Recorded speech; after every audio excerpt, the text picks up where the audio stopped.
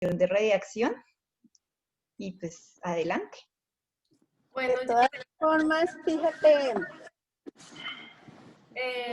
muchas gracias por la invitación. Estoy muy feliz. ¿Se te cerró el micrófono, Catalina? Sí, listo, ya estoy. Te estaba dando las gracias a Redacción por la invitación. Estoy muy feliz de estar en este espacio y de compartir pues esta investigación que desarrollé durante 2 años y medio casi durante la maestría. Y si quieren, comenzamos. Entonces voy a compartir mi pantalla. Por favor, me confirman que la estén viendo bien. Sí, Catalina, ya la vemos. Súper. Y creo que voy a quitar el video para mejorar como la calidad, que no se me vaya a caer la imagen. ¿Listo? Dale. Bueno, entonces, como ya dijo Giselle, el título de mi tesis es Bogotá Metropolitana en 5 lentes. La intención que tenía con hacer este estudio era revisar cómo era la configuración espacial desde una mirada analítica del territorio metropolitano de Bogotá, para poder comprender cómo se ocupa el suelo del territorio y las realidades que esto construye. Yo siempre he tenido como una obsesión en relación a cómo pues cada cosa que hacemos los arquitectos de alguna manera crea una realidad de habitar y de estar en el espacio. Entonces, un poco esta obsesión de la creación de realidades que se ven a diferentes escalas, desde un apartamento hasta un territorio tan grande como lo metropolitano, me llevó a tratar de identificar cómo por medio de diferentes lentes o miradas el territorio me hablaba de realidades distintas. Y esa era la intención de la investigación, poder mirar realidades distintas a través de lentes y ver cómo una y otra se complementaban, y que muy probablemente lo que veía en un lente, en el otro lente no lo veía, y solo al contraponerlos, pues aparecían como realidad coexistente. Entonces, yo les voy a hablar primero un poco del contexto, de qué fue lo que miré antes de comenzar a desarrollar la investigación, como ese repertorio teórico, y luego voy a pasar por cada uno de los lentes que constituyen la investigación. Hay un lente que habla del límite, hay otro lente que habla del hecho metropolitano como tal, otro lente del paisaje metropolitano, otro de los tejidos morfológicos que conforman la región metropolitana, y hay otro lente que buscaba entender como qué relaciones entre actores, entre planes y entre como disposiciones dan origen a ciertos fenómenos dentro del territorio.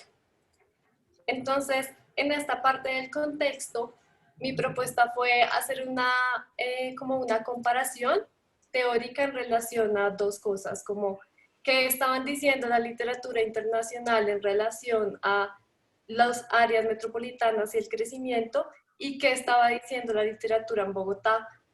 Y de ahí saqué como 4 grandes como hallazgos. El primero es que pues más de la mitad de la humanidad vive en zonas urbanas, eso lo sabemos todos, somos una sociedad sobre todo urbana. Estas nuevas formas de habitar el espacio está creando extensas regiones urbanas, un poco también incentivado por esta utilización del automóvil como medio de desplazamiento. Esto hizo que fuera mucho más fácil como que los territorios crecieran de alguna manera y que las ciudades se extendieran. Hay una gran intensificación de vínculos entre zonas urbanas, rurales y periurbanas, esto también dado por el crecimiento. Y hay algunas lagunas de conocimiento en relación al término de urbanización, es decir, cómo este territorio está siendo construido. En Bogotá, como en relación a la literatura que da Bogotá en comparación, pues nos dábamos cuenta que Bogotá es una de las ciudades más densas del mundo. que Bogotá y la Sabana están constituyendo una unidad territorial que ha mantenido un crecimiento progresivo desde los años 50 y que esto ha creado una extensa región urbana que pues todos los días lo vemos más. Y al igual que en la literatura general, pues había como un vacío en relación a cuáles eran esos fenómenos que generaban esa metropolización en Bogotá específicamente y su región metropolitana. Entonces esta gráfica un poco demuestra este cambio de población, de crecimiento poblacional del que hablé al principio, y se ve muy claramente cómo la tasa de crecimiento de los municipios cercanos a Bogotá ha ido como aumentando progresivamente, mientras que por el contrario en Bogotá ha ido disminuyendo. Esto es como una característica que comienzan a explorar la mayoría de las regiones metropolitanas. Para hacer esta revisión de lo que estaba pasando exactamente en Bogotá, lo que hice fue tomar un rango de tiempo en donde hice una revisión de literatura. La partió en 1998 y la terminé en 2016. 98 porque fue cuando comenzaron como a regir los planes de ordenamiento territorial, y el 2016 porque fue el momento en que inicié básicamente mi investigación. Y este mapeo me permitió como darme cuenta que los textos que habían hablado sobre la región metropolitana pues o sea, tenían como varias diferencias muy importantes. El primero era que cada uno hablaba de una delimitación distinta, como incluía un número de municipios, y esto probablemente estaba dado por el enfoque o el carácter del estudio. En función al carácter que tuviera, la delimitación del territorio era mayor o menor. Entonces, digamos que esa revisión de esos 10 o 12 textos, encontré 4 cosas fundamentales. Por un lado, pues que no había un consenso en relación a la delimitación del objeto de estudio, y esto se ve en esta gráfica, en donde da cuenta de los municipios que hacían parte en cada uno de los estudios de esa región metropolitana. También había un tema de la no existencia de esos factores que delimitan el objeto de estudio. No era muy claro por qué tomaban unos municipios o por qué otros en cada uno de los estudios.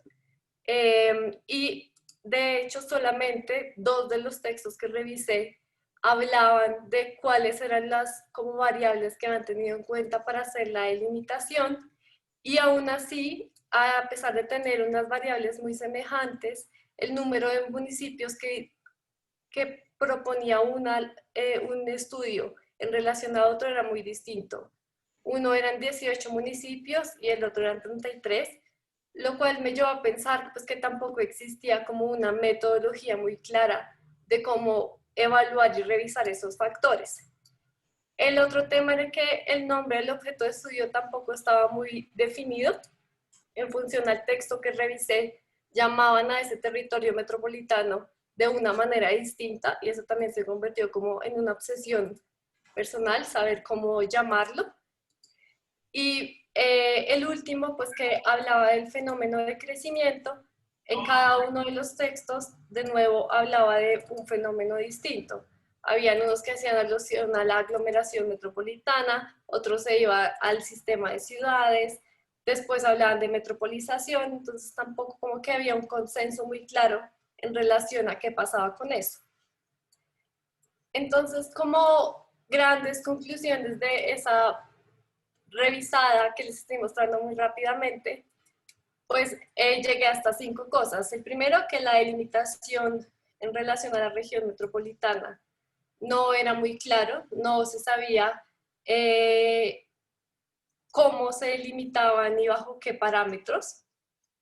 Luego también pude como caer en cuenta que habían como unos nuevos procesos de ocupación del suelo o su intensificación que no estaban como revisados recientemente, sino que ya había pasado casi 20 años desde el último libro que hizo eso con mucho como dedicación. Luego tampoco había como una reflexión en relación al paisaje metropolitano.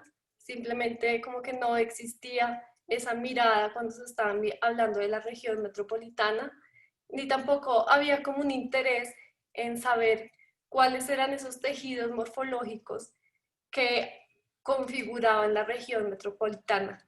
Y mucho menos pues había como un interés en mirar como esa relación de actores que comienzan a funcionar en un territorio tan complejo y tan vasto como puede ser una región metropolitana. Entonces, frente a esos vacíos de información o esas inconsistencias, fue que planteé el desarrollo de toda la tesis que estructuré por medio de capítulos distintos.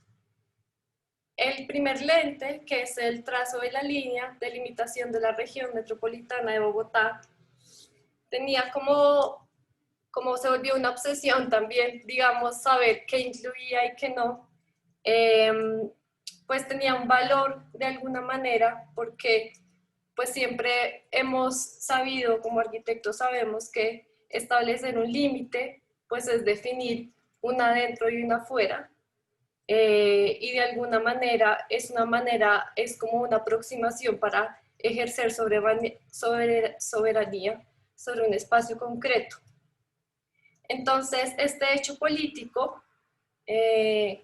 hace que sea difícil de delimitar territorios complejos, como son las regiones metropolitanas, y más porque implica como la coordinación de entidades a diferentes escalas territoriales. Esto, por ejemplo, en Colombia, pues incluye entes a nivel nacional, departamental y municipal, lo cual hace que sea aún más difícil como esa delimitación.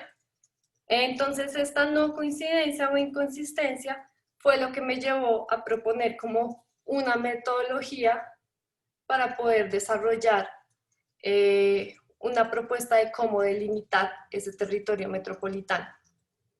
Entonces, lo primero que hice fue revisar en Colombia qué había en relación al marco normativo de las regiones metropolitanas, y pues identifiqué pues que hay una ley del 94 que habla de las áreas metropolitanas, que da una definición de lo que es, que habla de un conjunto de municipios integrados alrededor de un municipio núcleo, que en nuestro caso sería Bogotá. Habla de un alcance y es que tiene una gestión administrativa de varios entes territoriales, y también nombra que tiene que cumplir mínimo 3 características. Las primeras 2 son como casi obligatorias, y es que afecte a más de 2 municipios, que sea un fenómeno que es consecuencia de hechos sociales, económicos y políticos, y que de alguna manera cumpla alguno de los criterios que están nombrados ahí, como tener un alcance territorial amplio, ser eficiente en términos económicos, requerir inversión que supere las capacidades locales, requerir apoyo supramunicipal, requerir una organización política administrativa con un nivel superior o tener un impacto social amplio. Alguna de estas características debía existir para poder hacer la creación de la región metropolitana o de las áreas metropolitanas. Entonces, ¿qué es importante de ahí? Como que hay unas reflexiones sobre el hecho metropolitano que existen y que se están dando, y de nuevo hay otra coincidencia, y es que no existe un procedimiento que establezca cuáles son las variables ni un protocolo para poder hacerlo. Entonces, una vez hice esto, propuse cómo hacer una revisión de cómo se delimitaban esas áreas o regiones metropolitanas en otros lugares del mundo. Y tomé como 2 casos que son súper como recurrentes e importantes. Uno fue Estados Unidos y otro es España. Y miré como de manera transversal, primero, qué carácter planteaba para delimitarlo. Me di cuenta que casi todos comenzaban por un carácter geográfico espacial, es decir, que hubiera esa relación entre en dónde está el objeto. También hablaban de que el objeto tenía que ser un conjunto de municipios y tener una ciudad principal. Hablaba de unas variables, como ver unos hechos metropolitanos y un aumento poblacional o un área geográfica continua. Y luego había un tema de metodología y era como que funcionaba en que observo un hecho y lo nombro. Esto fue evolucionando y lo que hizo fue que se fue complejizando. De alguna manera, creo que tiene que ver con el uso de tecnologías. Entonces ya se comenzaron a aplicar otras variables muchísimo más complejas como residencia, trabajo, ocupación, aumento poblacional, cosas que se podían medir más con otro software, con otras cosas que comenzaron a aparecer. Entonces, una vez hice esta revisión, la metodología que propuse fue enlazar como estas dos miradas tradicionales de delimitar el espacio metropolitano. Por un lado, mirar las diferentes dinámicas que devenían de un proceso de metropolización muy intenso y enlazarlo con esas nuevas variables que comenzaron a aparecer, como los flujos metropolitanos, de desplazamientos por trabajo, por salud o por vivienda. Entonces, la metodología que la desarrollé haciendo uso de ArcGIS debido a como el gran tamaño territorial que estábamos abarcando. Y lo que hice fue plantear una serie de factores e indicadores que miraba transversalmente para todo el territorio de Bogotá y Cundinamarca para poder hacer la selección de los municipios que se quedaban dentro de la delimitación. Entonces, los primeros factores, que son dinámicas derivadas de un proceso de metropolización, miré lo siguiente: un crecimiento poblacional, es decir, que hubiera aumentado la cantidad de personas que vivían en el municipio, que hubiera más concentración poblacional, que hubiera un aumento de valores catastrales, que de alguna manera se da porque está llegando más gente a vivir a esos lugares, que hubiera un aumento de unidades de servicio, comercio e industria, esto es porque si llega más gente, pues hay más demanda de servicios, y un crecimiento del perímetro urbano. Luego de hacer como esa revisión de esas cosas individuales, lo que hice fue ver cuáles de esos datos estadísticos comenzaban a asemejarse y creaban ciertos clústeres en el territorio. Entonces, miré cuáles eran los clústeres de poblacionales, de concentración poblacional, de avalúos y de actividades económicas. Un poco lo que ven a la derecha pues son esos planos que comencé a generar a partir de la mirada de esos indicadores. El siguiente factor es el de flujos metropolitanos y entonces aquí me interesaba ver pues por dónde se movía la gente y cuáles eran como las rutas más recurrentes dentro de ese territorio. Y los indicadores que revisé fue dónde estaba la población concentrada en relación a las vías principales, cuál era el área de influencia de Bogotá, cuál era un posible acceso potencial de Bogotá, cuáles desplazamientos se daban entre municipios por trabajo, salud o educación, cuáles viajes eran los más frecuentes entre Bogotá y los municipios, y esos pues con los planos que están apareciendo ahí son el reflejo de esa mirada, de esos indicadores.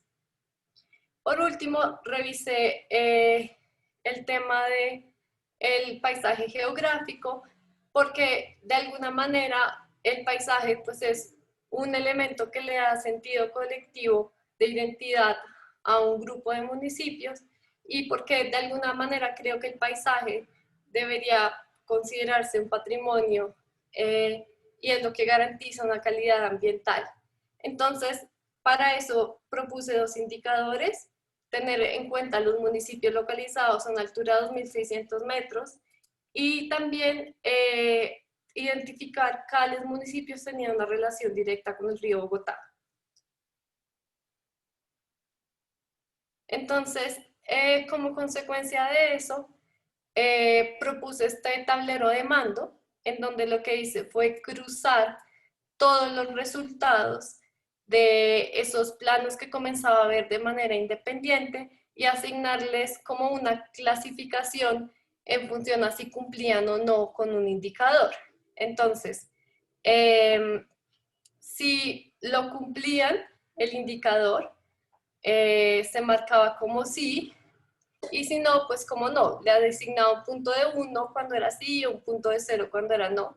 Y el gris claro y el gris oscuro siempre dan cuenta de que respondieron de alguna manera afirmativa a alguno de esos indicadores. Después lo que hice fue mirar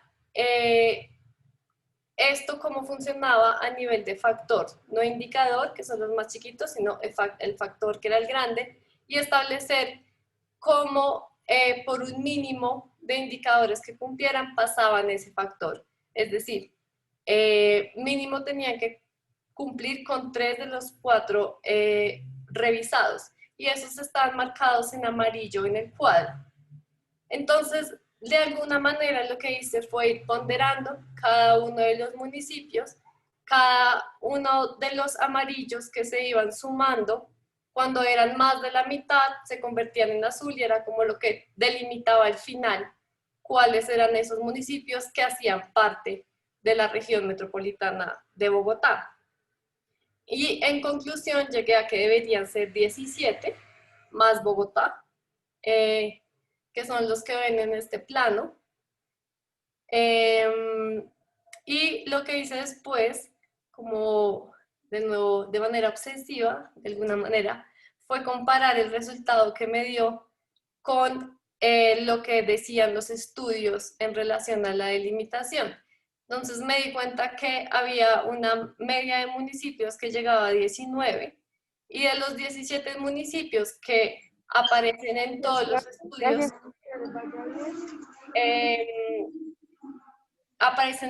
estudios, menos uno, que es Fusagasugá, que yo sí lo incluí, y no incluí 3, Oaxaca, Subachoque y El Rosal, porque de alguna manera son municipios que todavía no han entrado dentro de ninguna dinámica de metropolización, y excluirlos pues de alguna manera es protegerlos. Entonces, después de tener ese territorio con el que iba a trabajar, pues fue mucho más fácil poder comenzar a mirar los siguientes lentes que componían como el estudio completo. Entonces, este segundo lente que llamé el hecho metropolitano, configuración espacial de la región metropolitana de Bogotá, daba cuenta de esa mirada más amplia del territorio completo en su conjunto, y lo que quería mirar era cuáles eran esas características físicas que construían esa realidad radiográfica de Bogotá. Entonces, de nuevo hice una revisión como literaria de cuáles eran esas realidades que presentaban los textos, y lo que me llevó a la conclusión es que, aunque todos hablaban de diferentes realidades, no había una que se dedicara en detalle a comprender cómo era esa conformación física del territorio, es decir, cuáles eran las piezas que conformaban esa región metropolitana. El que lo hizo más como en detalle fue publicado en el 89, es decir, ya han pasado casi más de 20 años desde el momento en que esa publicación se hizo, y era como un vacío que encontraba. Entonces, una vez hice esa revisión, comencé a hacer una construcción de esa radiografía de Bogotá metropolitana, y comencé a mirar como las cosas clásicas que mira un arquitecto, como cuál era la condición geográfica del espacio. Entonces pues me di cuenta que todo el tema de conservación estaba en el borde de la región metropolitana que estaba delimitando. Me di cuenta que había una relación muy directa entre las vías de conexión regional y la alta ocupación del territorio. Esto creo que es lógico porque entre más fácil sea la movilidad, pues más atrae a la población para poder vivir ahí. Y en términos de ocupación, pues recalqué que, como lo decían algunos otros estudios posteriores, había una conurbación que estaba muy como conformada, que estaba compuesta por Chía, Cajicá y Bogotá hacia el norte, una al suroccidente por Mosquera, Madrid, Funza y Soacha. Y yo propongo que hay otra en proceso de consolidación que está en Sopoto, Cancipá y Chancipá, al nororiente de la región metropolitana. Y de nuevo, pues coincido con otros estudios en donde dicen que Zipaquirá, Facatativá y Fusagasugá son como los 3 polos subregionales más importantes que integran esa región metropolitana de Bogotá. Luego lo que hice fue hacer una revisión de los usos del suelo, cómo estaban distribuidos, y lo que me di cuenta es que en relación a los estudios pasados, lo que se dio fue una consolidación por zonas territoriales. Entonces, todo como el territorio que une Bogotá con Chía, como se construyeron muchísimos equipamientos de tipo comercial e institucional. Hay una concentración de edificaciones industriales en Sopoto, Cancipá y Chancipá. Hay otros municipios cuya concentración es principalmente de vivienda, como Chía, Cajicá, Zipaquirá, Facatativá y Fusagasugá.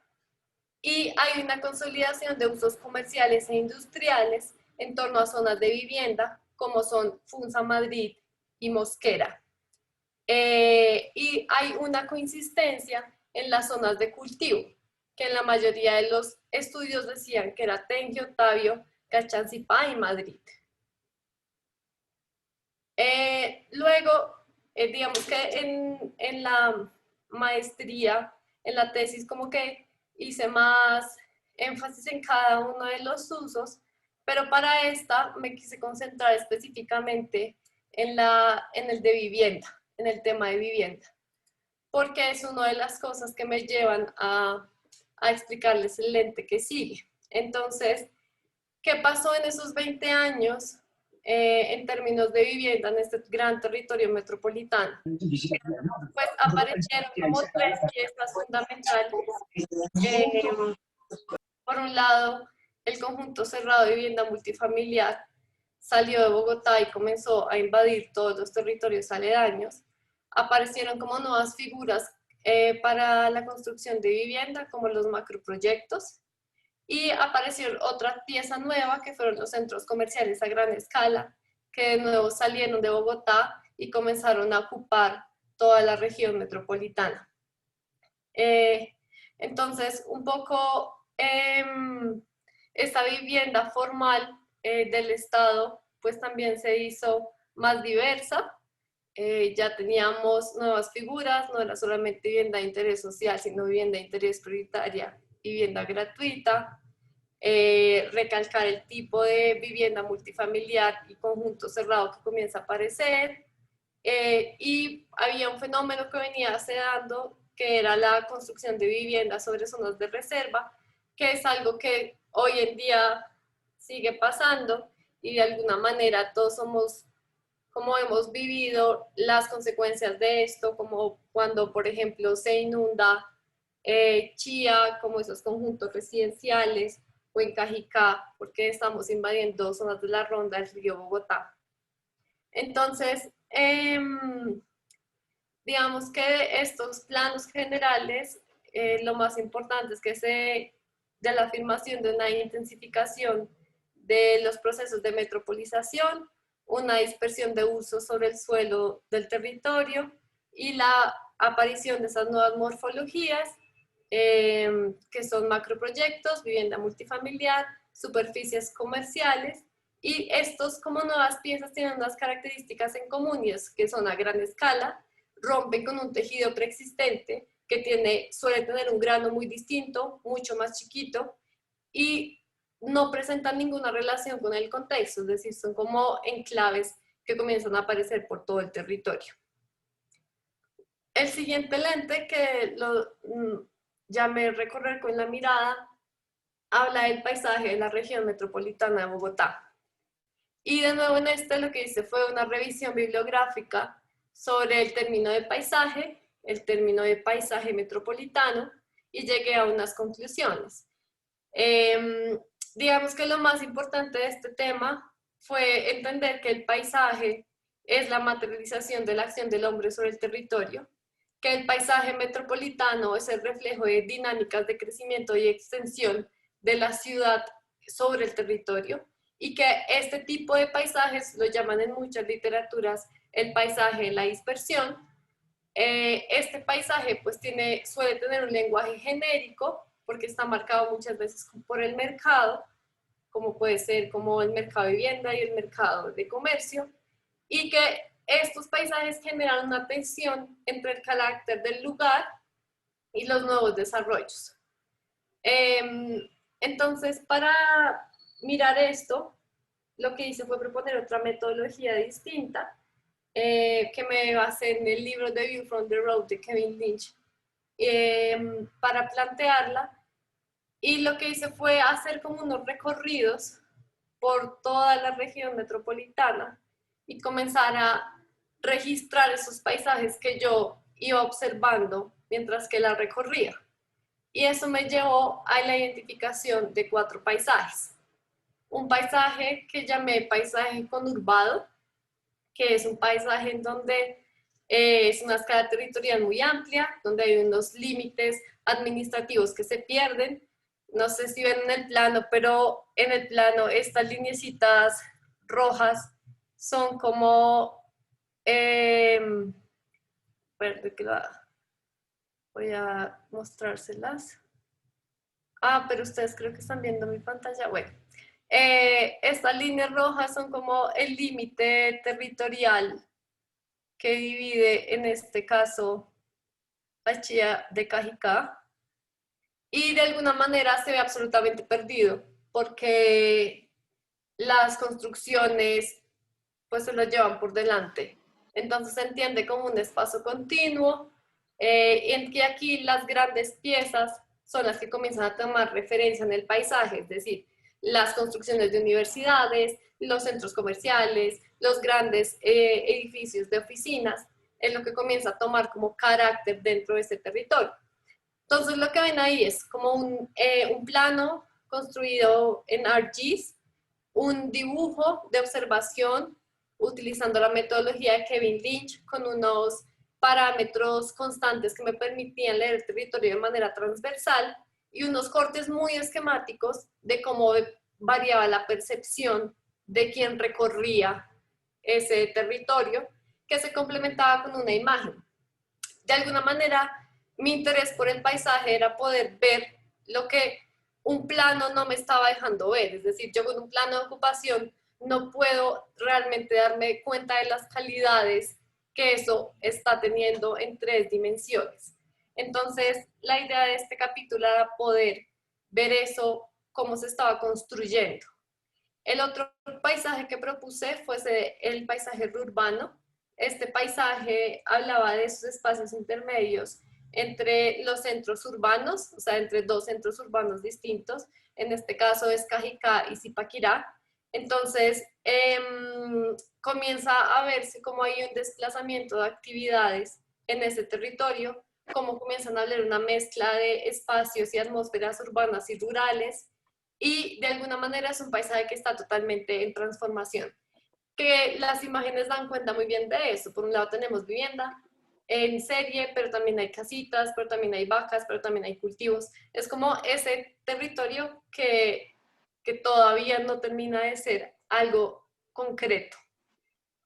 Luego tenemos el paisaje periurbano, que es el paisaje que identifiqué como en todos los bordes o periferias de los núcleos pendulares de la región metropolitana. En este caso, pues estoy mirando Zipaquirá. Entonces me interesaba comenzar a ver cómo había cierto tipo de ocupación de edificaciones espontáneas de baja altura, que solían localizarse con topografías muy difíciles, es decir, donde comenzaban montañas, y que además en este grano desordenado comenzaban a aparecer urbanizaciones mucho más formales, que se enlazaban con esto que era informal y creaban otro paisaje totalmente distinto. Y por último, el paisaje del objeto es ese paisaje que se entiende como grandes bolsas, son grandes piezas que aparecen en el territorio y rompen todo el tejido preexistente. Suelen ser monofuncionales, es decir, como centros comerciales, y de alguna manera es eso, rompen con lo que existe, que en el plano pues son como estos grandes edificios o estas otras urbanizaciones que funcionan de manera autónoma y muy distinto a lo que hay a su alrededor. Entonces, digamos que el paisaje metropolitano es ese paisaje metropolitano que habla de un paisaje de la dispersión, es un paisaje que es genérico, es un paisaje que es un elemento de identidad, donde el elemento de identidad se va diluyendo por todo lo que comienza a enlazar. Y el llamado, digamos, de este capítulo era que el paisaje podía ser como un elemento a tener muy en cuenta en el momento de la realización de planes de ordenamiento territorial. Entonces también un poco la idea de estos paisajes es que son paisajes que son recurrentes, que comienzan a aparecer sistemáticamente en todo el territorio metropolitano. El cuarto lente, que es el trabajo con patrones, tenía otro como interés muy distinto y era entender cómo eran esos tejidos morfológicos que componían la región metropolitana de Bogotá. De nuevo hice una revisión a nivel de literatura en Colombia y en el exterior, y digamos que todo esto me sirvió para saber qué mirar cuando estaba mirando ese territorio tan extenso. Y la metodología que propuse fue una caracterización de piezas a partir de la repetición. Entonces, para esto diseñé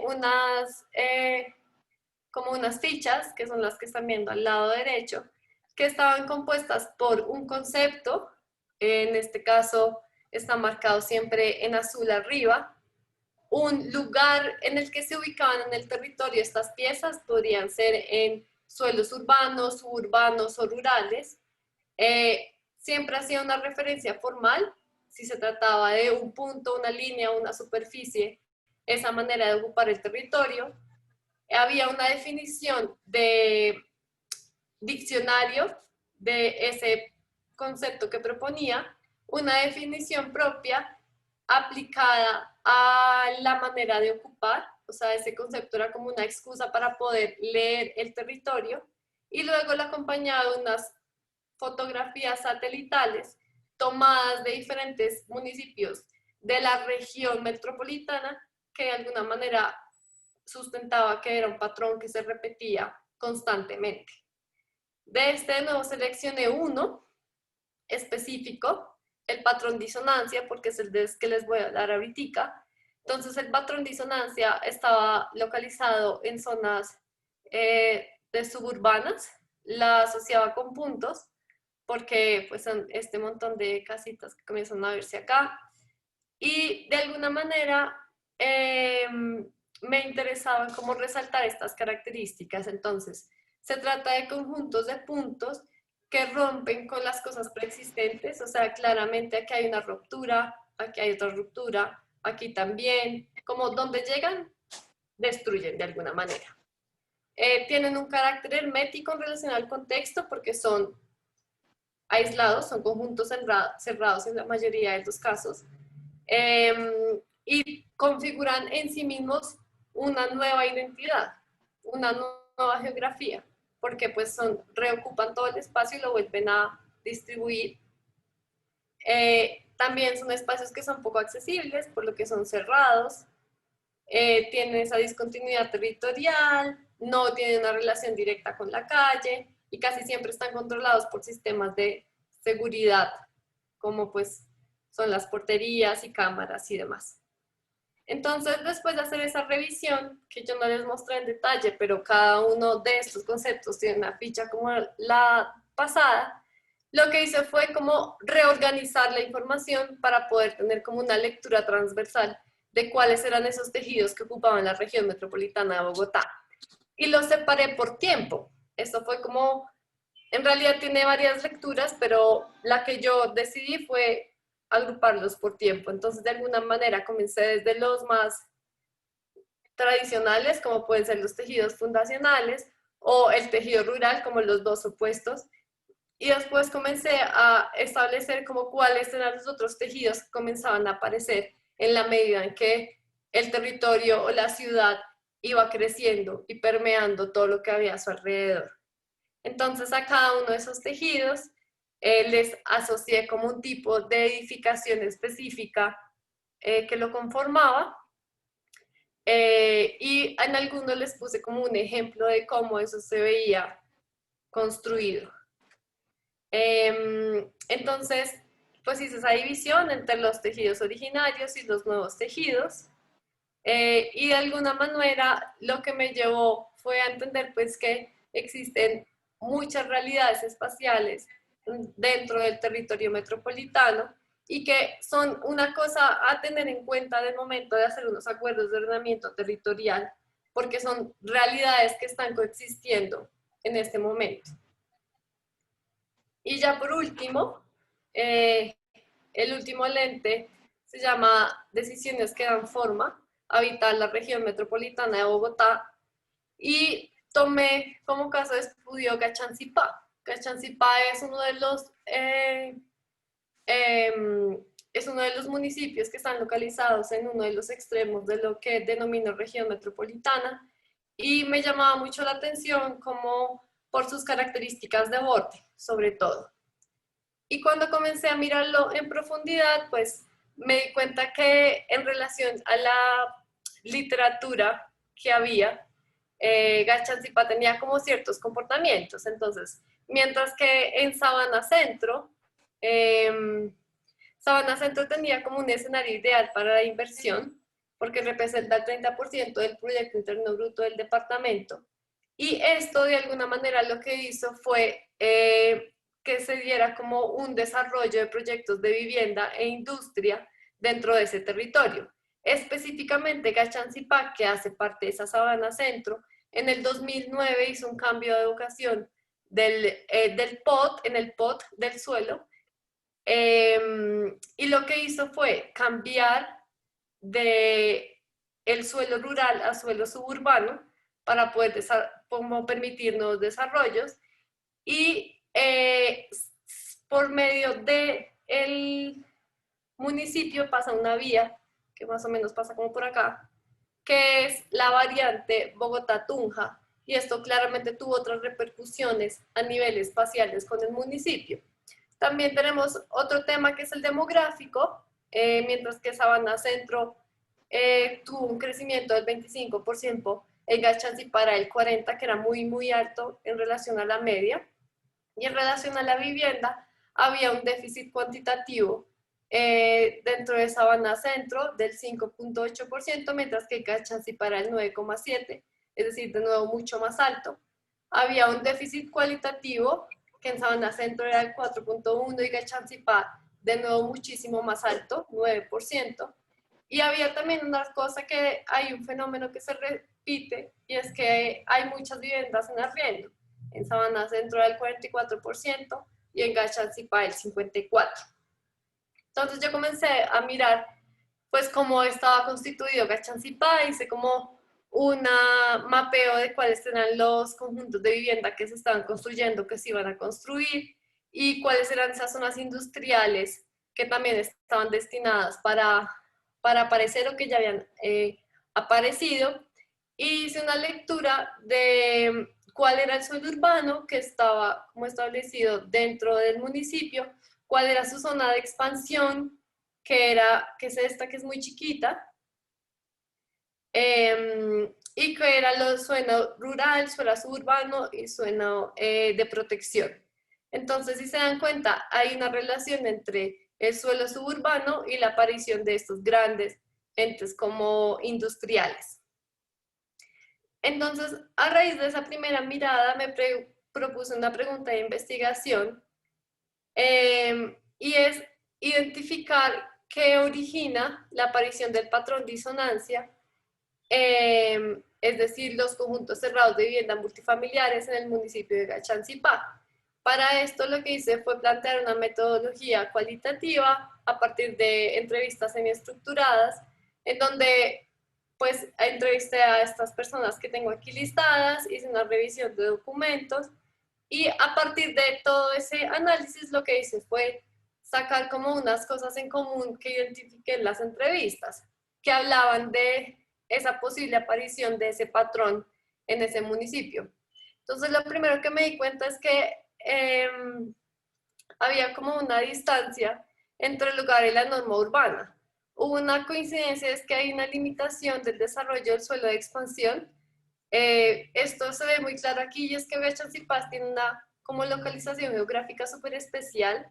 Estos son cerros y este es el río. Entonces como que está metido entre dos grandes accidentes geográficos que de alguna manera hace que sea difícil desarrollar este suelo que está aquí, que es el de expansión. Había otra cosa en común, y es que había una carencia de suelo para vivienda. Y otra cosa que descubrí es que ese cambio normativo del que hablamos al principio, de vocación agrícola a un suelo más industrial, hizo que hubiera un aumento de demanda de vivienda. ¿Por qué? Porque llegaron nuevas personas a trabajar al municipio, muchas de ellas comenzaron a vivir ahí, y pues Gachancipá no tenía como respaldar esa demanda. Por eso es que comenzaron a aparecer nuevos conjuntos cerrados de vivienda.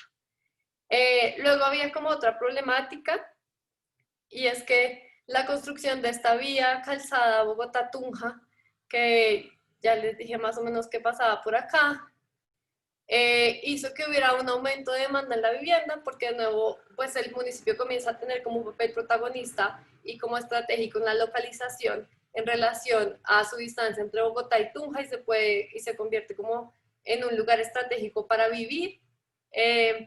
Y eso pues obviamente no trajo como el desarrollo adecuado en relación a la cobertura de red de agua y alcantarillado, ni tampoco como el desarrollo paralelo de equipamientos deportivos, culturales, educación y salud que suplieran las necesidades de esa población que estaba llegando a Gachancipá.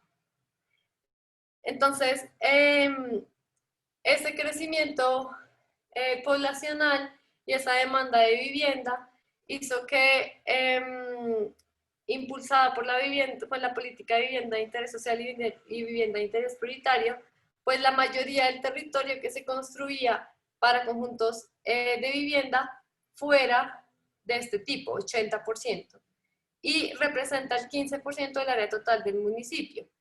Esto trajo otra cosa, y es que esta oferta de vivienda VICIVIP aplica específicamente para personas, que hayan nacido en Gachancipá. Entonces esto hizo que muchas personas que ya no vivían en el municipio volvieran para poder tener acceso a esas viviendas que se estaban construyendo.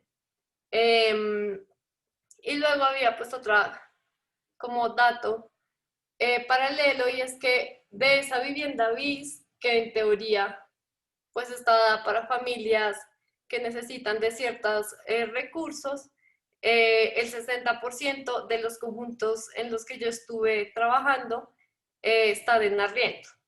Entonces, esto más esta idea como de conjunto cerrado, de urbanidad, de exclusividad que viene desde Bogotá, pues hizo que cuando el municipio no tiene para dónde crecer, tiene poquito suelo para habilitar para vivienda y hay mucha demanda, pues casi que es por defecto que el mejor tipo edificatorio que puede aparecer es la vivienda en alta densidad, que además reforzada por un imaginario colectivo, pues se convierte en estos conjuntos de viviendas cerrados que comienzan a aparecer como parches en el municipio de Gachancipá. Entonces, un poco la conclusión es esa, como hay una carencia de suelo, hay una demanda de vivienda, y aparece el patrón de disonancia como la única respuesta posible para mediar como entre todas esas circunstancias políticas, económicas y espaciales que están apareciendo en el municipio. Y creo que con esto, de una manera muy acelerada, termino lo que les quería contar. Voy a volver a prender la cámara por si hay preguntas o comentarios De nuevo, creo que hablé muy rápido todo el tiempo, pero espero que, pues, como que me hayan entendido, mejor dicho. Voy a dejar de Catalina, compartir. muchísimas gracias. No fue muy rápido, creo que estuvo muy bien, muy clara la exposición. Además, un trabajo muy riguroso y de mucho detalle también, ¿no? Creo que fue un gran esfuerzo todo ese análisis de morfologías y recoger toda esa información y analizar incluso los estudios anteriores, que como tú lo mencionabas en la sabana, pues a veces se dice que está sobrediagnosticada porque desde los 70s hay iniciativas y estudios y al final como que uno los compara y todos tienen esa gran alerta, ¿no? De que se viene un proceso de urbanización acelerado, de urbanización difusa, hay que hacer algo, pongámonos de acuerdo, organicémonos y estamos 30 años después diciendo lo mismo, solo que ya pasó y tenemos que asumir unas consecuencias, ¿no? Entonces creo que tu tesis retoma todo esto y nos muestra cómo, a pesar de esos llamados, pues en la actualidad lo que se ve ya en el territorio es como la consolidación de las advertencias que se hicieron. Y pues además se incrementa todo, digamos que ese aporte con esa calidad de las imágenes y esa rigurosidad del trabajo tan detallado que hiciste.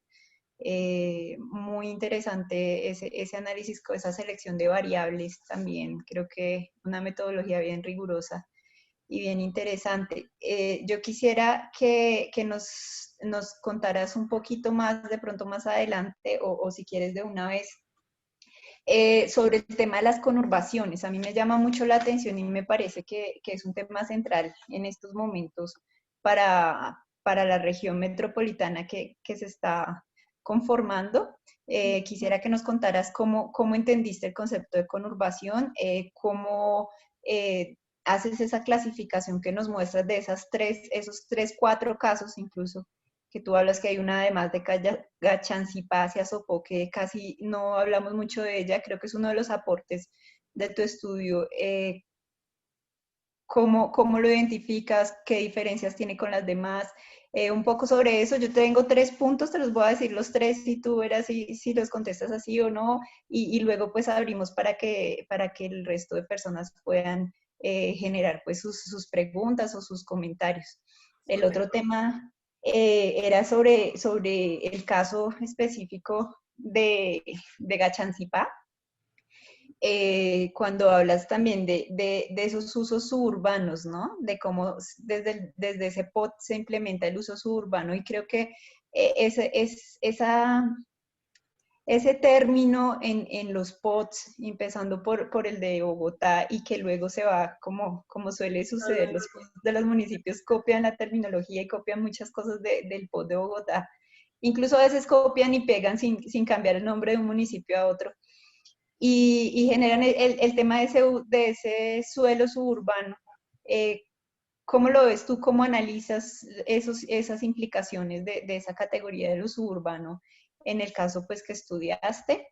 Y lo último es sobre, bueno, al principio debí generar esta pregunta al principio, pero bueno, ahí viene y es, tú hablas de determinar de qué estamos hablando y de cómo lo definimos, y al final te decantas por hablar de región metropolitana. ¿Por qué región metropolitana y no área metropolitana? Entonces, dejo esos 3 puntos. No sé si quieres responderlos de una vez o recibes más preguntas de nuestra audiencia, nuestros acompañantes de hoy. Pues si quieres lo respondo de una para que no se me vayan olvidando además. Ah, listo. Entonces, primero el tema de conurbación, digamos que yo entiendo ese término conceptual desde una mirada espacial y es cuando dos municipios comienzan a crecer y a crecer y a crecer y a crecer y comienzan a enlazarse y ya no se sabe hasta dónde se llega uno y dónde comienza el otro, sino que se comienzan a comportar como solo una masa construida, es lo que yo identifico como conurbación. Y de hecho, cuando nosotros vamos por la región metropolitana y la recorremos en carro o en bus, en lo que sea, cuando atravesemos esos municipios, como por ejemplo son Chía y Cajicá, casi que es imposible saber en qué momento estoy en Chía y en qué momento ya llegué a Cajicá, porque las construcciones son tan constantes que esos límites administrativos que en teoría existen, pues se diluyen. Entonces hay como una fortaleza, como que el espacio se sobrepone a lo administrativo. Y entonces las dinámicas ya no se pueden entender como este pedacito es mío y este pedacito es de él, sino que deberían entenderse como uno solo, que arman como ese gran como organismo que es pues una ciudad, como lo son los municipios. Eh, este que es el de Chía, Cajicá, en realidad se lleva construyendo desde hace muchísimo tiempo. Es uno de los que aparecen en los estudios, como tú lo mencionas, como desde los años 70. Es decir, desde esa época están diciendo como esto está pasando, esto está pasando, esto está pasando. Y pues hoy en día creo que inclusive la diferencia que hay es decir, estamos unidos, inclusive con Bogotá. Aquí todo está pegado y el que está hacia el otro lado, que es el de Mosquera, Madrid, pues también es que es impresionante. Es decir, y yo creo que hoy cualquiera que toma el carro y sale por Bogotá, en ese sentido, pues se da cuenta que a nivel de infraestructura, de construcción, de vivienda, hacen parte como de un solo organismo, así administrativamente estén divididos. Entonces, por conurbación entiendo eso, cuando dos entidades o más entidades territoriales se unifican a partir de su ocupación del suelo, es eso, y se diluyen como los límites administrativos que en teoría existen, o sea, es como que desaparecen por completo. En relación al suelo suburbano, que fue uno de los grandes, bueno, la de Cachancipá, Tocancipá, pues es que en realidad para mí fue como súper revelador cuando comencé a ir consecutivamente a ese municipio para poder estudiarlo y me comenzaba a dar cuenta que sobre todo estos municipios comenzaban a enlazarse un montón por sus construcciones, no tanto como vivienda, como puede ser Chía, Cajicá, sino por industria, grandes espacios comerciales, industriales que comenzaban a aparecer en todo ese territorio. Y en realidad después cuando comencé a construir los planos, pues me di cuenta que es que están pegados. Es decir, como que ya hay unos lotecitos que comienzan a estar demasiado cerca unos de otros y ya casi que se comienza a leer como una gran consolidado con un carácter distinto, no de vivienda y eso, pero sí que es muy fuerte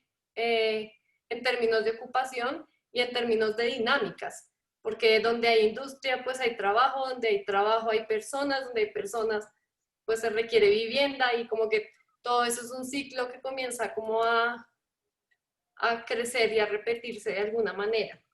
Entonces, en relación a ese específico, el tema del suelo suburbano, estoy de acuerdo que es un término como súper complejo en términos de ordenamiento, porque simplemente lo que pasa con ese suelo es que es un suelo que puede o está totalmente disponible para ser urbanizado en cosas industriales específicamente, o sea, como que tiene esa vocación de poder ser urbanizado.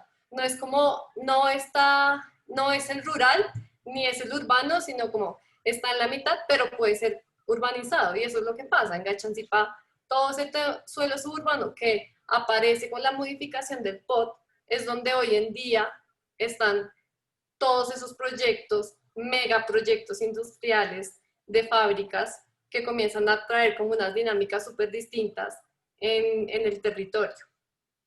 Y luego en relación al término de región metropolitana, lo que me di cuenta con la revisión teórica es que el área metropolitana como que dejó de usarse hace ya como 20 años aproximadamente, o un poquito más, en Europa y en Estados Unidos, porque no tenía como una connotación tan espacial que la región sí lo tiene. Y pues al ser como arquitecta y además tener Bueno, si es como por lo que es por Facebook, creo que después de una hora se para. al ser al ser arquitecta y al tener como sobre todo esta visión espacial de este territorio y saber que era un concepto que ya estaba como revaluado en otras evaluaciones teóricas, pues decidí irme por el de región metropolitana, que creía que era el que daba más cuenta de el espacio, que en realidad es lo que es. O sea, una región metropolitana es muchos espacios juntos. Y esa fue la decisión que tomé en su momento. Pero fue obsesivo, o sea, fue como, ¿por qué? Porque existen tantos, porque es igual, porque es distinto. Y finalmente, pues, eso fue lo que decidí. No sé Gracias, si hayan Catalina. más preguntas. Pues Javier está pidiendo la palabra. No sé si alguien más, si quieren por el chat, mientras Javier formula su intervención o su pregunta.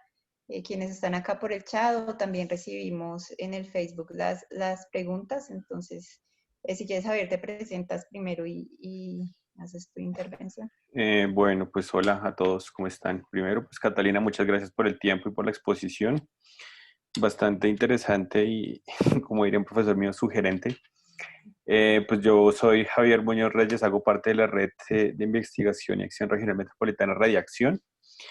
Y pues hemos estado en este año muy fuertes con el tema de tratar de cualificar un poco la discusión sobre estos temas metropolitanos desde diferentes enfoques, ¿sí? Lo importante acá es como traer miradas que podamos poner sobre la mesa y discutirlas y argumentarlas y contraargumentarlas.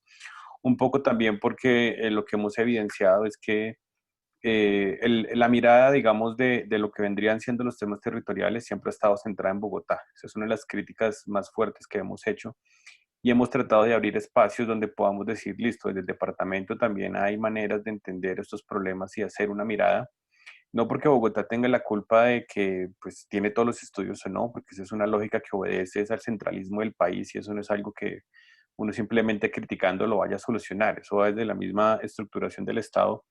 Pero digamos que a propósito del tema, digamos, más importante que se está jugando en este momento, que es la planeación estratégica de toda esta región, que muy posiblemente va a ser a 50 años y que va a tener impactos. Yo siempre hablo de impactos en todas las intervenciones porque la línea política lo que dice son beneficios, ¿no? Entonces todos vamos a ganar y vamos para el mismo lado y ahora sí vamos a planificar, pero aquí hay que entender que esto puede tener implicaciones buenas o malas, ¿sí? Siempre hay que ponerlo en sumas y restas de quién puede ganar, quién puede perder, ¿sí? La planificación no es como una receta mágica donde uno se sienta a decir esto va a quedar bien y ya, ¿sí? La planificación tiene que tener una retroalimentación constante de ver qué va bien, qué va mal. Y en este momento estratégico donde estamos, creo que lo importante es poder entender unas miradas que sean muy diferentes a las que uno ya ha tratado como de poner sobre la discusión. Hay mucha literatura sobre este tema. Creo que si hay algo que nos hemos dado cuenta ahorita es que todo el mundo en todos los eventos dice, es que esta zona está sobrediagnosticada, ¿no? Entonces uno dice, bueno, ¿sobrediagnosticada en qué términos y bajo qué mirada? Eso es lo que a veces preocupa, porque es que sabemos tanto de esta zona que a la larga no sabemos nada y eso preocupa un poco. Bueno, todo esto simplemente para comentarles que desde Radiacción estamos impulsando bastante las discusiones sobre los temas metropolitanos, regionales, desde diferentes miradas, ¿sí? Siempre hemos tratado de manejar como una línea técnica que se pueda generar con diferentes argumentos. Somos muy críticos a la hora de entender un poco los planteamientos, siempre con una crítica propositiva, no simplemente como dirían por ahí para destruir procesos, ¿no? Sino siempre proponiendo. Y ha sido un poco complejo, ¿no? Porque a veces las críticas no son bien recibidas y eso es algo que ha costado, pero creo que ahí poco a poco nos hemos ganado un espacio y Radiacción como red de trabajo ha ido creciendo y hemos podido hacer enlaces con diferentes colectivos ciudadanos que entienden también esta problemática desde diferentes enfoques, no solamente desde el tema técnico, que de pronto es lo que nosotros tratamos de manejar más, sino lo están entendiendo mucho más desde lo ciudadano, ¿sí? Desde toda la vivencia que hay en cada uno de los territorios, que creo que ahí es donde está de una u otra manera como el meollo y es cómo logramos entender este proyecto en las diferentes escalas y también como en las diferentes implicaciones. Y pues bueno, ahí vamos. Con respecto ya a la pregunta que le iba a hacer a Catalina, yo creo que el trabajo impecable me genera a mí como muchas anotaciones que tomé porque digamos que hice también una investigación cuando hice mi maestría en diseño urbano sobre estos temas, digamos, de entender los territorios, pero no, digamos, en una escala de planeación o como los arquitectos lo vemos, digamos, desde estas lógicas espaciales, sino en entender propiamente la espacialidad de cada uno de los territorios y en entender la calidad urbana, ¿sí? Que eso, digamos, es algo que desde mi enfoque de investigación siempre me ha llamado mucho la atención. Eh, y yo te quería preguntar tres cosas. Lo primero, digamos, y un poco a ver si logro organizar un poco las ideas, quedé como un poco perdido en la parte final, como de las conclusiones, en entender un poco, digamos, cómo se van manejando estas nuevas escalas en estos nuevos desarrollos que ya rompen completamente con un tejido que está completamente definido.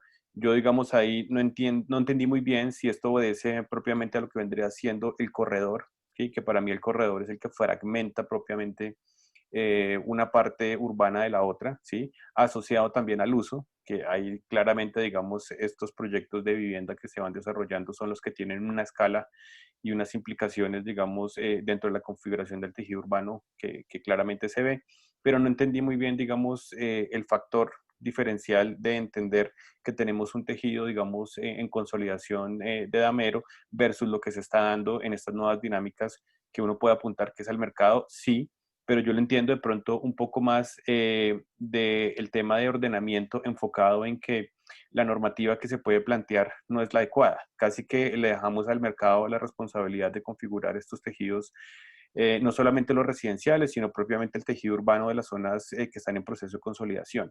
Y aquí, digamos, el comentario es el siguiente. Uno de los municipios que posiblemente entiende más estas implicaciones negativas de lo que viene siendo el suelo suburbano es Chía, porque se desarrolló en una época este suelo suburbano donde no existía toda una reglamentación clara de cómo generar esa habilitación del suelo, ¿sí? No significa que hoy en día que ya existe sea bueno, porque la norma tampoco está apuntando a solucionar estos problemas, pero claramente cuando ya se empieza a decir la única manera de generar nuevo suelo urbano es mediante los planes parciales, pues eso ya plantea, digamos, un escenario completamente distinto. Ahí la discusión es, bueno, ¿y los planes parciales qué? ¿Cómo los deberían formular? Porque los privados son los que lo formulan y no las entidades públicas, porque la ley regula eso y entonces ahí van otras implicaciones. Pero lo que quería hacer de pregunta aparte, digamos, de lo de las conclusiones, es lo de la conurbación. Este tema, digamos, para mí ha sido una discusión constante porque, digamos, yo también al ser arquitecto entiendo cómo nosotros nos aproximamos a entender lo que sería la conurbación como esa integración funcional. Sin embargo, nosotros reducimos la integración funcional a un corredor, ¿sí? Pero no tenemos la mirada del territorio. Y eso es una cosa que uno va aprendiendo como con eh, el tiempo y a medida en que se va alejando también hasta un poco de la arquitectura. Esto, digamos, me genera a mí una inquietud bien grande porque cuando dices Chía, digamos, ya está conurbado con Bogotá, sin embargo, lo ves uno desde la mirada del corredor, ¿sí? O sea, ¿qué es el corredor? Pues simplemente la vía, esa infraestructura que va conectando territorios. Pero lo que desconocemos, que es todo lo que está fuera del corredor, nos muestra una realidad de cómo se está dando este proceso. Y ahí, digamos, yo desde lo crítico digo, pues Chía todavía está muy lejos de estar conurbado, en el sentido de que si uno puede revisar una conurbación real, podría ser Bogotá-Soacha, inclusive puede ser Funza-Mosquera, que ahí sí realmente uno camina por esas manzanas, ¿sí? Que son de esas manzanas de 6.400 metros y va caminando y caminando y caminando, y ahí sí que uno no sabe dónde termina o inicia un municipio. Uno simplemente se da cuenta es cuando ve un lote vacío, en este caso en el corredor entre Funza y Mosquera, y que es como tierra de nadie, ¿no? Sí, pero el corredor y la vía dice otra cosa y es esa integración funcional. Pero en ese sentido, digamos, yo sí creo que a veces el análisis vale la pena enfocarlo un poco más en entender cómo la territorialidad completa, ¿sí? Y esto, digamos, un poco a lo que hemos tratado desde redacción, plantear como alternativa, digamos, a mitigar esos impactos de la conurbación que en este momento se está dando hacia toda la parte del norte y que está afectando a Chía con Cota y Bogotá, y es generar un corredor que todavía se puede dar, ¿sí? Pero que sea completamente enfocado en el borde administrativo para lograr generar como ese freno o tratar de decir, vea, este territorio llega hasta acá y ese territorio llega hasta acá, ¿sí? Sin embargo, ahí es donde uno dice, que si uno lo ve desde la mirada del corredor, claramente uno dice, claro, la integración funcional está y todas estas vías de comunicación lo que le hacen a uno entender un poco es esto, Y esa es como la misma dinámica que uno puede ver a la hora de identificar, digamos, estos patrones que tuviste ahí y esa manera de entender un poco cómo van cambiando los tejidos. Entonces, yo simplemente quiero poner como crítica en esto es, si hablamos, digamos, de un problema que es territorial y que es de una escala bastante grande, que sería la conurbación, pues valdría la pena hacer un poco la reflexión es de entender la territorialidad y no solamente entender el corredor como elemento de integración funcional, que digamos, si uno revisa literatura, claramente hay definiciones muy puntuales que dicen, claro, cuando se encuentra integración funcional entre uno y otro lugar, está. Sin embargo, todavía tenemos como unas dinámicas de intensidad de escala, donde Bogotá opera de una manera y una intensidad versus los municipios que están en ese proceso de conurbación, que están ahí andando. ¿Sí? Entonces, la pregunta puntual es, dentro de lo que tú tenías planteado en la aproximación, digamos, de la conurbación, eh, el enfoque, ¿por qué no podría estar pensado un poco más en entender como el territorio y a partir también, digamos, de ese entendimiento del paisaje que dice que me pareció súper chévere? Porque eso a veces uno toma decisiones cuando está haciendo la investigación, ¿no? Uno dice como, no, pues yo lo voy a acotar y lo dejo acá y ya. Y uno se arriesga a que es una mirada, ¿no? Eso es un enfoque y eso es completamente válido. Simplemente esas dos cosas como para no extenderme porque creo que Sergio está pidiendo también la palabra. Bueno, creo que en relación a la primera pregunta que era sobre Gachansipa, creo que fue el capítulo que más rápido expliqué y un poco más confuso, creo. Pero en esencia, después de hacer como la revisión de los planes de ordenamiento vigentes y entrevistar a todos estos actores que de alguna manera tenían que ver con el territorio, desde la Secretaría de Planeación hasta el alcalde y algunos de los residentes de esos nuevos conjuntos de vivienda, que no lo mencioné en su momento, creo que la aparición de este patrón que es de disonancia que nombro yo, tiene como tres razones de ser. La primera es que hay un tema normativo, como tú decías, que está difícilmente armado en ese municipio. Y está difícil porque de alguna manera siento que no son totalmente conscientes de las delimitaciones geográficas que tienen dentro de su territorio. Entonces, esto lo que hace, según lo que recolecté en los testimonios, es que para poder habilitar ese suelo que ellos tenían como preestablecido para extensión, en donde podrían desarrollarse esos nuevos conjuntos de vivienda que se necesitaban, dadas las nuevas dinámicas que implicó tanto la construcción de la variante Bogotá-Tunja como la habilitación de los suelos suburbanos para la construcción de industria. No se pudo dar porque simplemente no se han podido poner de acuerdo ni con la CAR ni con ninguna organización que tiene que ver con esos recursos naturales que están protegidos al ser el río Bogotá y los cerros que rodean Gachanzipá. Entonces, ese patrón que es nuevo, entre comillas, porque es nuevo porque en la literatura que revisé, digamos que no lo tienen como identificado o nombrado como un fenómeno de crecimiento establecido, dado que se ha ido construyendo pues durante los últimos 20 años aún con más fuerza y porque ha sido un patrón que ha migrado de Bogotá a los municipios aledaños pues con más fuerza desde esta misma época y también por todas las políticas de vivienda que ha impulsado el Estado. Entonces, un poco es eso, por eso es que aparece ese patrón en Gachanzipá, porque hay un problema de habilitación del suelo que no se ha podido resolver por el tema ambiental. Hay una demanda que viene derivada de la construcción de estas nuevas industrias y de la aparición de esta variante que une a Bogotá con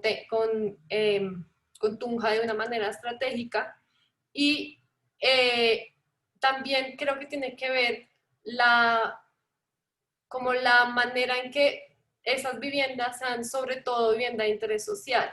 ¿Por qué? Porque eso también hizo que muchas personas que ya no vivían en Gachanzipá, porque habían migrado a otros municipios, volvieran porque vieron una opción de poder tener una vivienda que antes no tenían y que ahora sí, porque el Estado está invirtiendo en desarrollar esas nuevas construcciones en un municipio que lo necesitaba.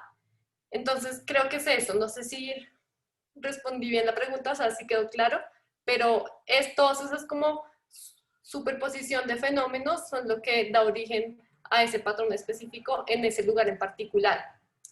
Obviamente yo tendría que, es decir, yo cogí un patrón en un municipio, yo tenía identificados 9 patrones que podría comenzar a mapear y a como ver, como poder deshilar por qué aparecen en los municipios donde aparecen.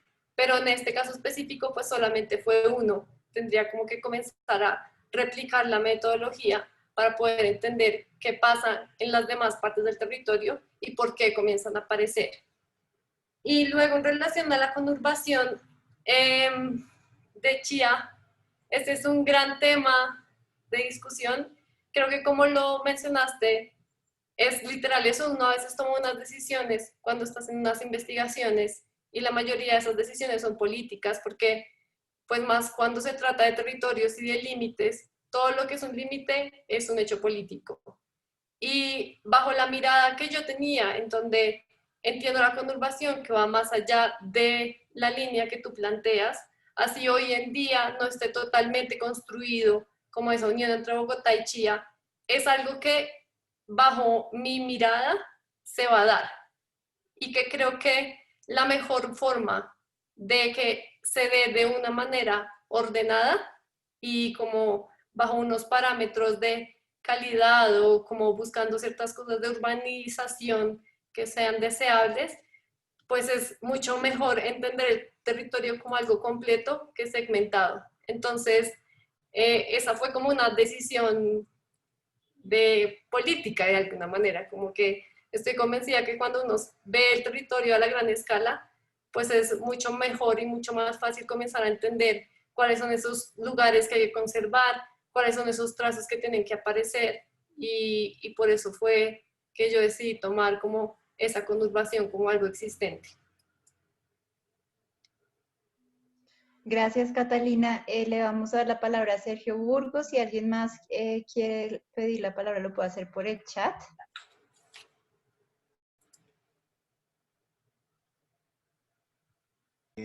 Bueno, muy buenas tardes.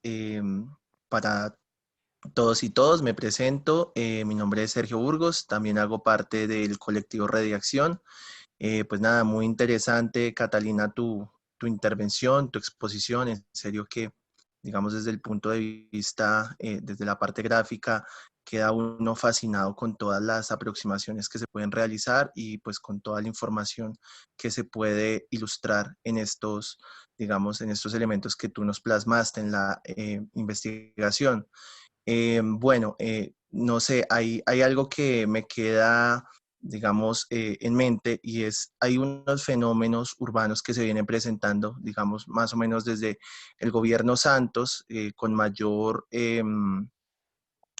intensidad y es el tema de los macroproyectos de interés nacional como, digamos, en el tema de vivienda, como lo puede ser Ciudad Verde en Soacha. Tú nos ilustraste algunos patrones de crecimiento, algunos patrones de ocupación del suelo, como la disonancia, como el damerio y demás. Digamos, dentro de esas clasificaciones, ¿en cuál de todas estas encuadrarías a Ciudad Verde? Dado que no es un territorio conurbado necesariamente con Soacha ni con Bosa, pero sí tiene unas repercusiones y unos impactos urbanos bastante altos en la región. Digamos, ¿tú creerías que el fenómeno de Ciudad Verde y otros macroproyectos de interés nacional de tal envergadura merecen un capítulo aparte en un análisis en el cual, digamos, tú abordas en tu investigación? Y otra cuestión que me surge y me llama bastante la atención y es que este fenómeno de disonancia, hay un tema que tú abordaste sobre esas cabeceras provinciales o esos, digamos, municipios que son de importancia subregional, como lo son Zipaquirá, Facatativá y Fusagasugá. Digamos que tú haces un análisis un poco en función de los metros sobre el nivel del mar en los cuales se encuentran estos municipios, pero digamos que uno ve que hacia el corredor del Tequendama y el Alto Magdalena, digamos en municipios como Anapoima, Matocaima, Ricaurte y Girardot, se pueden presentar fenómenos similares de disonancia, digamos en fenómenos como segunda residencia. La pregunta sería como, si digamos estuviera en tu poder, no sé, como secretaria de planeación de alguno de estos municipios, ¿cómo harías quizás para corregir esos desequilibrios urbanos y esos fenómenos que son poco deseados como la conurbación en estos, digamos, en estos municipios que son quizás ya de tierra caliente, pero que tienen un comportamiento similar a los municipios de la Sabana de Bogotá? Esa disonancia y, digamos, ese patrón de conurbación y ese continuo urbano, digamos, a lo largo de un eje vial, en este caso sería pues a lo largo de la vía Girardot. ¿Cómo harías quizás, cuál sería como el modelo sugerido para que estos municipios no crezcan de tal forma que, como tú bien lo dijiste, se vayan diluyendo esos límites político-administrativos y pues lo que, digamos, los impactos que ello conlleva para la calidad de vida de los habitantes? Digamos que de resto me pareció un trabajo muy interesante, al cual se le pueden seguir sacando mayores conclusiones y otros, digamos, análisis para otros municipios de Cundinamarca, incluso del país. Entonces, pues, muchas gracias por tu intervención. Muchas gracias, Sergio, a ti por tu pregunta y por tus palabras. Bueno, en relación a la primera pregunta sobre los macroproyectos, en el segundo capítulo, que es cuando hago como esa radiografía de cómo está constituida la región metropolitana, claramente esos macroproyectos aparecen también en los últimos 20 años, porque antes no existía como figura política, ni como figura de gestión, no existían. Entonces, ese es como una de las piezas que yo identifico que aparecen desde mi construcción de planimétrica de la región metropolitana. Y si yo hiciera un estudio particular de por qué aparece ese macroproyecto en Soacha, probablemente también haga parte del patrón de disonancia, porque tenía como esas mismas características que aplican, así la escala sea un poco más grande, pero son las mismas características, son conjuntos pues cerrados, de escala importante, que son de vivienda, que rompen con el tejido preexistente, que generan dinámicas internas autónomas. Entonces, sí, obviamente si hubiera tenido más tiempo de hacer más estudios en profundidad, eso hubiera sido uno súper interesante a desarrollar, y era entender por qué aparecía eso en Soacha en ese momento específico. Entonces, sí, eso en cuanto a disonancia, es decir, sí, para mí ese macroproyecto haría parte del patrón que yo nombro como disonancia. Y tocaría hacer como el estudio de por qué aparece ahí y no en otro lugar. Eso sería como lo que faltaría por hacer. Y en relación a lo de a la segunda pregunta, es un poco difícil de responder. De alguna manera, lo que planteaba cuando estaba revisando ese factor que era el geográfico espacial, era como tratar de meter las miradas que habían sido vistas de manera individual, o sea, como los hechos metropolitanos, las relaciones o desplazamientos por algún motivo, vivienda, trabajo o estudio, y esa otra mirada que comenzó hace mucho tiempo, que es como esas relaciones geográficas que comienzan a ver en el territorio. Y claramente, digamos que en el territorio de la región metropolitana de Bogotá hay dos elementos geográficos muy característicos que de alguna manera los identificamos pues todos, que son los cerros orientales y el río Bogotá. Entonces, esa relación, pues lo que me permitía era identificar esos municipios que podían tener relación con alguno de esos dos cuerpos como geográficos y poderlos meter dentro del paquete. ¿Qué pasa? Que cuando a esos municipios que tienen relación con esos dos cuerpos geográficos, que eran muchísimos, creo que eran como 25, comienzo a cruzarlos con las demás variables, como son que la gente se desplace por trabajo, por educación o porque necesitan atender como centros de salud importantes que solamente hay como en Fusagasugá. Y además, cuando comienzo a ver cómo esos territorios han cambiado en términos de dinámicas como crecimiento poblacional, pues se salen muchísimos municipios de los que seleccioné inicialmente solamente mirando un factor geográfico. Entonces, los que quedan como resultado de la delimitación son los que cumplen con todas las dinámicas al tiempo. Es decir, tienen como una relación geográfica importante, tienen una relación en términos de movilidad importante y otros fenómenos espaciales que se están dando sí o sí en el territorio. En relación a qué pasaría con, si yo fuera secretaria en Anapoima o en no sé dónde, no estoy tan segura de qué haría. Es decir, creo que mi mirada en relación a las conurbaciones son como hechos que cuando están dados, creo que es mejor tomarlos como dados para poder compensarlos de alguna manera. Si ya se están comenzando a crear, creo que es mejor dar por hecho que están creados para poder ver cómo se reorganiza o termina de configurar ese territorio y no que se siga configurando solo, de alguna manera. Entonces, probablemente lo que haría sería como mirar muy bien cuáles son esos fenómenos que están pasando, cómo son esas dinámicas que de pronto son diferentes a las de la región metropolitana de Bogotá, para ver qué está configurado ya, qué no, y eso que está configurado, qué le falta y qué no le hace falta, o qué le sobra para que funcione como debe funcionar. Pero pues tendría que mirarlo más en profundidad. Eso es. Catalina, muchas gracias.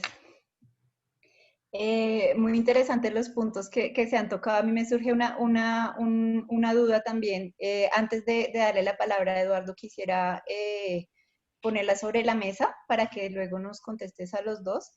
Y es, pues, tú decías que efectivamente durante la investigación, pues uno tiene que tomar muchas decisiones, ¿no? Y el uso de los términos y de los conceptos, pues es una de las decisiones más importantes y significativas de un proceso de investigación, porque los conceptos en últimas acaban siendo instrumentos y las investigaciones pues salen y son también útiles para muchas cosas, ¿no?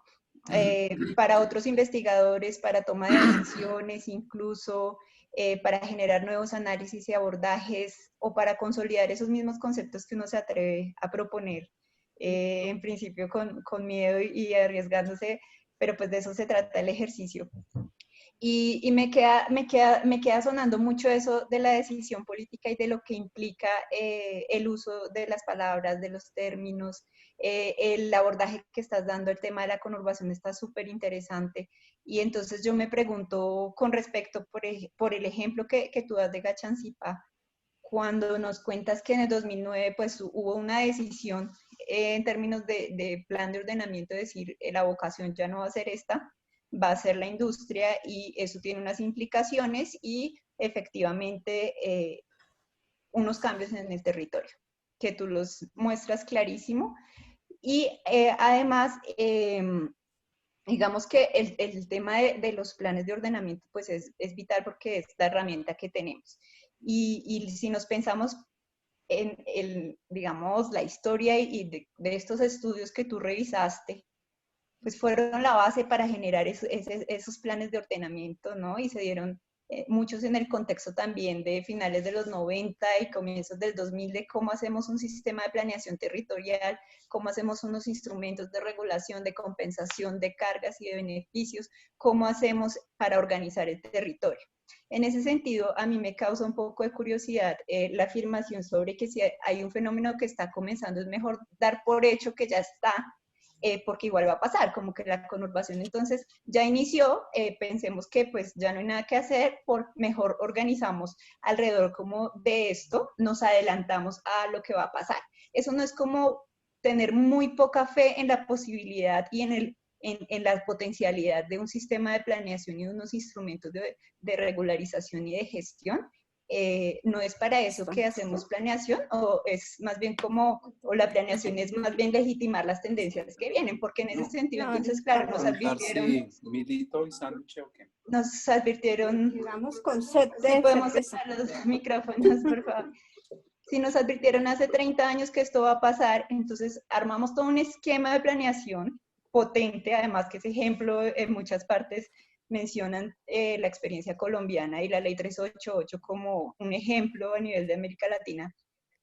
Entonces, porque con todo esto lo que hacemos es utilizarlos para legitimar esas tendencias, porque decimos como están los hechos, está empezando un proceso de conurbación, entonces démoslo por sentado y reaccionemos frente a eso a largo plazo, en vez de decir, está empezando, pero no ha terminado, cómo usamos lo que nos ha costado tanto trabajo construir para aplicarlo. Eso quisiera dejarlo ahí y pues no sé si quieres contestar ahora o le doy la palabra de una vez a Eduardo. Como quieras. Si quieres entonces contesta para que hacer ahí como separación de los temas. Listo.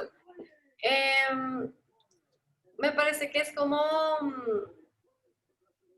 es decir, de nuevo es una decisión política, como tú lo dijiste, y digamos que creo que tengo un entendimiento de la conurbación que puede que no sea tan negativo, como que en mi percepción de cómo veo las cosas, más que legitimar como un proceso que se está dando, mi pensamiento es que simplemente como que lo que voy a ordenar no son entidades sueltas, sino que voy a ordenar una mucho más grande que puede tener como un potencial distinto. Entonces, creo que mi mirada va más a eso. Es como si yo de pronto comienzo a entender que esto es una gran unidad territorial y no tres diferentes, pues puedo de pronto plantearme grandes corredores ambientales que respeten ciertas cosas, que aíslen otras, que rescaten el río, o sea, como que siento que puede haber como un impacto mucho más grande cuando las cosas se ven en macro que cuando están suelticas por separado, y como que cuando cada uno intenta resolver de alguna manera lo que ya se está comenzando a salir de control, pero no se sale del todo. Creo que simplemente es como una postura de vamos a planearlo en grande para poder proteger las cosas como a otra escala diferente o poder reorganizar el territorio a una escala distinta. Y para mí, digamos que ese es el valor de lo que en mi sueño debería pasar en la región metropolitana de Bogotá, ¿no? Que es comenzar a ver pues cómo se organiza ese gran territorio tan diverso, con tantas problemáticas, pero también con tantas riquezas, que claramente vamos a poder cuidar mucho más si se piensa que hacen parte de una sola entidad y no de 25 distintas. Y esa es mi respuesta. Bueno, Catalina, gracias. Eduardo, te escuchamos. Sí, gracias, Giselle. Muy útil, Catalina, esa presentación.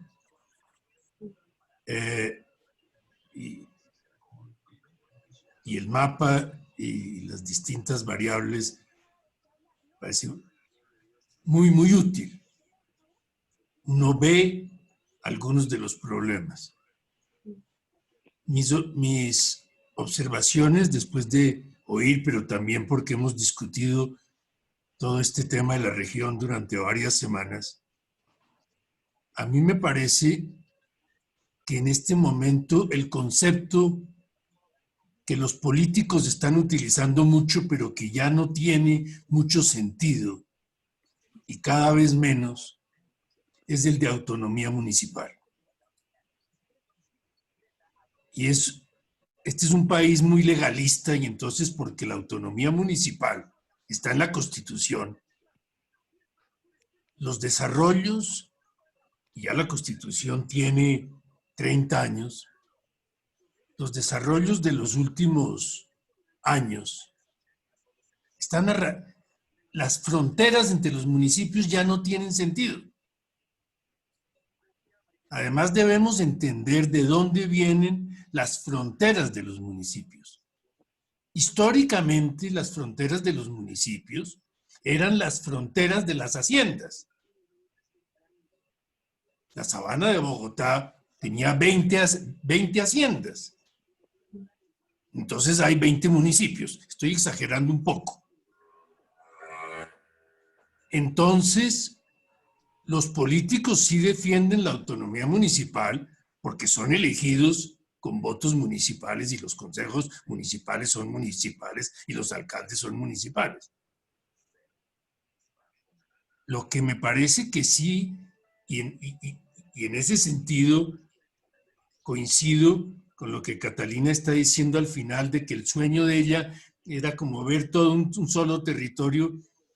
No, a mí me parece que no hay que ir tan a un solo territorio, pero que lo que sí está tomando forma en la sabana de Bogotá son 2 provincias. Y que tiene sentido hablar de provincia de la sabana, sabana centro, o sabana norte, digamos, y sabana occidental.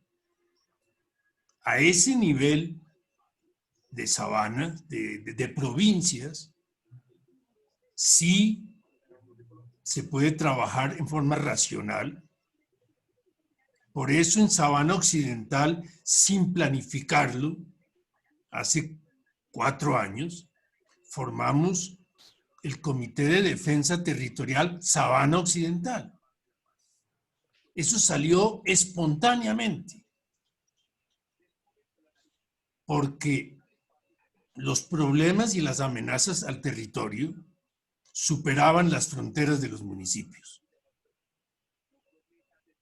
Y ya la planificación municipal,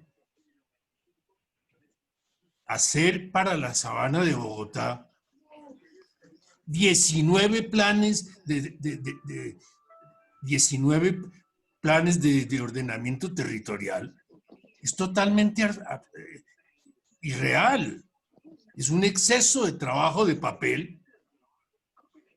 Dividir por 19 lo que se podría dividir, no sé, por 4 o por 5, mirando ya el mapa de las cuencas, por ejemplo, pues la cuenca del río Bogotá es una sola. Es absurdo en el caso del río Bogotá tener 44 planes de ordenamiento territorial para una sola cuenca. Imposible defender las rondas, salvo que los planes sean todos iguales o muy parecidos. Entonces, mi primera y conclusión, y que por eso me pareció muy útil ver el trabajo de Catalina y sus diseños, es el de que si quizás en lo que estamos y en este periodo crucial de la nueva región en que se va a definir el presente y el futuro para todos nosotros de distintas maneras, no subrayar tanto lo de la autonomía municipal, que se está volviendo totalmente un concepto legal sin mayor sentido geográfico y sin mayor sentido social. Y sí, y curiosamente los parlamentarios creo que han acertado que las audiencias a las que nos han invitado y que comenzaron la semana pasada o esta semana son audiencias provinciales. Entonces es quisiera subrayar que trabajemos, reconozcamos la importancia de las provincias y bajémosle el tono a la importancia de los municipios. Al mirar Cundinamarca, el mapa que yo tengo de Cundinamarca, que está dividido en 15 provincias, es que quizás 2 o 3 sobran, y Cundinamarca, en forma más racional, se podría reducir a 12 provincias. Pero por eso me parece muy acertado, y coincido con lo que dice Catalina, cuando habla de los 3 polos: Zipaquirá, Facatativá, Fusagasugá. El cuarto es Soacha. Esos son los 4, digamos, centros desde donde debería emanar a futuro la planificación.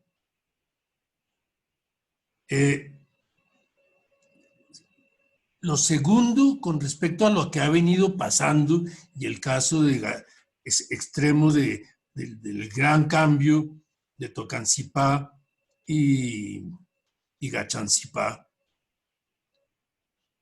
con respecto a la industria, pero también con respecto a porque también queda claro de la presentación de Catalina de que estamos hablando de dos fenómenos distintos que se están dando a la vez. Es el fenómeno de la urbanización para vivienda, en que muchos de los habitantes vienen de Bogotá, y muy distinta a las viviendas de Gachancipá y Tocancipá, en que son para los trabajadores de la industria. Pero en ambos casos, las decisiones son tomadas en Bogotá. La decisión que todos sabemos que fue clave para Tocancipá fue cuando Bavaria en Bogotá decidió tener su gran fábrica de cerveza en Tocancipá.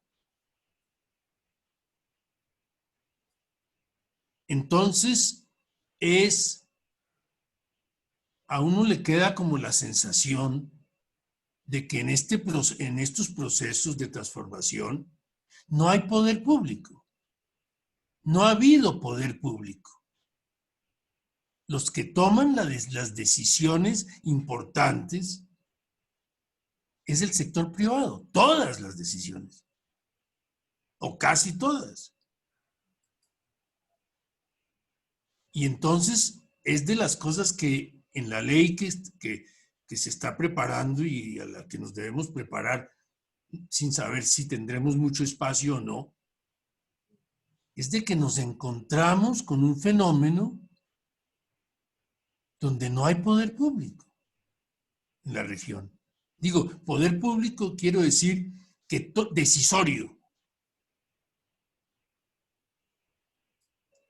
En Bogotá el poder público es muy fuerte, pero no en la Sabana y no en Cundinamarca. Las decisiones de las áreas vecinas a Bogotá, las decisiones importantes de inversión y de transformación, las viene tomando el sector privado,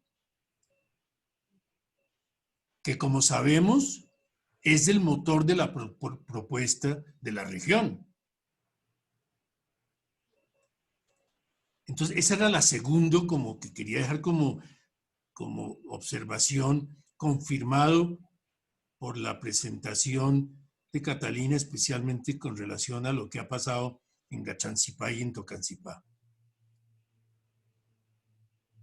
Lo último que quisiera decir, pero como pregunta, y que me parece que vale la pena indagar o actualizarnos, es lo demográfico. ¿De dónde está viniendo la población del crecimiento muy grande en el centro del país y alrededor de la sabana? ¿De dónde? Sabemos, en el caso de Soacha, que el crecimiento de Soacha de hace unos 20 años fue mucha gente que llegó de las regiones de violencia de Colombia. Pero me pregunto y no sé, pero me parece que valdría la pena si uno mira o miramos el último censo, es hasta qué punto, porque lo demográfico es muy importante y ayuda a planificar. Una razón que sí conozco es que una de las razones del crecimiento de la población en los municipios alrededor de Bogotá tiene que ver con el crédito. La gente viene a vivir porque hay crédito para la vivienda. Y para el sector bancario es mejor negocio concentrar la cartera del crédito que tener el crédito repartido por todo el país. Y lo último, y eso sí me preocupa mucho, es de que es tan grave la situación de violencia otra vez en 6 o 8 regiones de fuera de Bogotá, que esa violencia tan fuerte en varias regiones distantes de Colombia es posible que produzca mucho más llegada de población a Bogotá y al centro de Bogotá, como sucedió en el pasado. Pero en estos debates tan interesantes que está haciendo Red y Acción, yo dejaría como una posibilidad de alguna ronda o alguna discusión donde se repasáramos el origen de la población y las variables de crecimiento demográfico. Gracias. Gracias, Eduardo. Catalina, te doy la palabra. Esta sería la última intervención, entonces para que respondas a Eduardo y hagas el cierre que consideres pertinente. Muchas gracias, Eduardo. No, pues muy emocionantes los comentarios que me dices, muchas cosas para pensar de las que planteas. Me alegra mucho que sientas que mi presentación haya servido para reafirmar esos pensamientos que has tenido.